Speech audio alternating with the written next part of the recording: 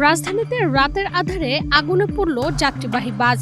১৯ জুলাই শনিবার রাত ৮টার দিকে পল্লবী এলাকার রাস্তার পাশে দাঁড়িয়ে থাকা বিকল্প পরিবহনের একটি বাসে দুর্বৃত্তরা আগুন দেয়। এ সময় বাসটিতে কোনো যাত্রী কিংবা স্টাফ ছিল না, ফলে এ ঘটনায় কোনো হতাহত হয়নি। তবে হঠাৎ করে বাসে আগুনের এই ঘটনা দেশের রাজনীতির জন্য সতর্ক সংকেত বলে অনেকেই মনে করছেন।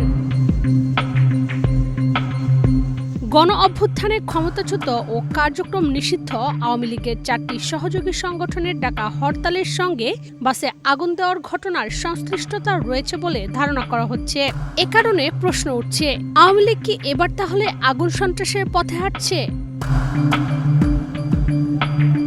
পল্লবী থানার ওসি শফিউল আলম গণমাধ্যমকে জানান, শনিবার রাত ৮টার দিকে পল্লবীর সিরামিক রোডে দাঁড়িয়ে থাকা বিকল্প পরিবহনের একটি বাসে আগুন দিয়ে পালিয়ে যায় দুর্বৃত্তরা। খবর পেয়ে ফায়ার সার্ভিসের সদস্যরা দ্রুত বাসের আগুন নিভিয়ে ফেলেন।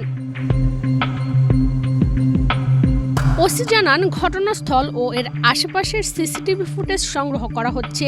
পুলিশ বিষয়টিকে সর্বোচ্চ গুরুত্ব দিয়ে তদন্ত করছে।